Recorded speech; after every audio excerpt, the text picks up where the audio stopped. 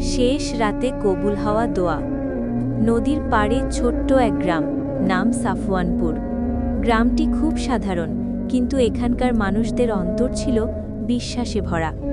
ভোরবেলা ফজরের আজান যখন মসজিদের মিনার থেকে ভেসে আসত, তখন পাখিরাও যেন থেমে শুনত সেই ডাক। এই গ্রামেই বাস করত এক যুবক, নাম তার ইয়াসিন। বয়স 23।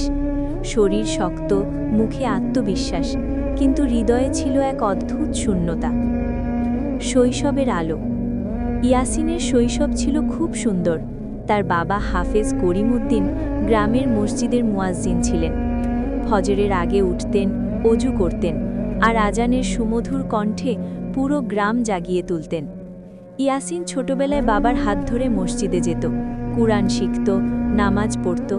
বাবা তাকে বলতেন, বাবা, নামাজ মানুষের জীবনকে আলোকিত করে। মা রাশিদা খাতুন ছিলেন ধৈর্যশীল ও দোয়া করা এক মা। ছেলের জন্য প্রতিদিন দোয়া করতেন, হে আল্লাহ, আমার ছেলেকে নেক বানাও। সবকিছু ভালোই চলছিল, কিন্তু সময়ের সাথে সাথে ইয়াসিনের জীবন অন্যদিকে মোড় নেয়। শহরের মোহ। মাধ্যমিক পাশ করার পর ইয়াসিন শহরে পড়তে যায়।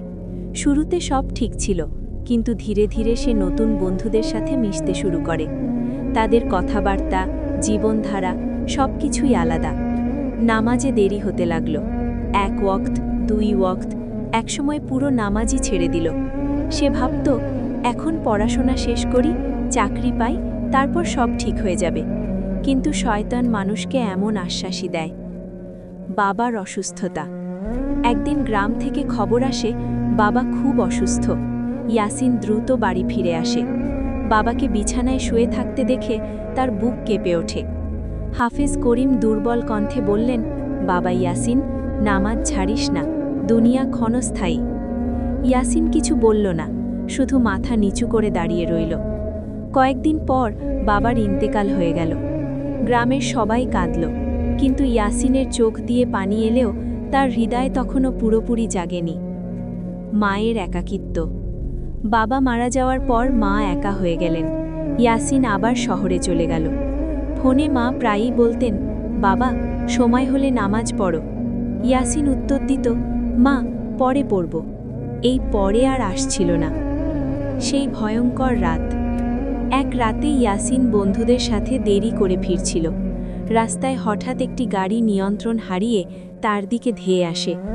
এক মুহূর্ত, জোরে ব্রেকের শব্দ, তারপর অন্ধকার। ইয়াসিন রাস্তায় পড়ে গেল। শরীর নড়ছে না, চারপাশে মানুষ জড়ো হচ্ছে। তার মনে হলো, আমি কি আজ মারা যাব? হঠাৎ বাবার মুখ ভেসে উঠল। বাবার কথা, নামাজ ছাড়িস না। মায়ের কান্না ভেসে এলো কানে। ইয়াসিন কাঁপা কণ্ঠে বলল, হে আল্লাহ, আমাকে ক্ষমা করে দাও, আমি ফিরে আসতে চাই। চোখ দিয়ে অশ্রু গড়িয়ে পড়ল। নতুন সুযোগ। ইয়াসিন বেঁচে গেল। ডাক্তার বললেন, ভাগ্য ভালো, বড় কিছু হয়নি। এই কথাটা ইয়াসিনের হৃদয়ে গভীরভাবে বসে গেল। সে বুঝল, আল্লাহ তাকে আরেকটা সুযোগ দিয়েছেন। হাসপাতালের বিছানায় শুয়ে সে সিদ্ধান্ত নিল, আর নয় অবহেলা, আর নয় গাফিলতি। তওবার শুরু। পরদিন ভোরে সে কষ্ট করে অজু করল, ফজরের নামাজ পড়ল। অনেক বছর পর সিজদায় গিয়ে সে কাঁদল। এই কান্না ছিল অহংকার ভাঙার কান্না। সে বলল, হে আল্লাহ, আমি দুর্বল, তুমি আমাকে শক্ত করো। মায়ের দোয়া কবুল। গ্রামে ফিরে ইয়াসিন মায়ের কাছে গিয়ে বলল, মা, আমাকে ক্ষমা করো। রাশিদা খাতুন ছেলেকে বুকে জড়িয়ে ধরে কাঁদলেন, বললেন, বাবা, আল্লাহ তো আগেই ক্ষমা করে দিয়েছেন। সেই রাতে মা ছেলে একসাথে নামাজ পড়ল। পরিবর্তিত ইয়াসিন। এখন ইয়াসিন নিয়মিত নামাজ পড়ে, কুরআন পড়ে, মসজিদে বাবার জায়গায় দাঁড়িয়ে আজান দেয়। গ্রামের মানুষ অবাক হয়ে বলে, ইয়াসিন সত্যিই বদলে গেছে। ইয়াসিন শুধু বলে, এটা আল্লাহর দয়া। শেষ শিক্ষা।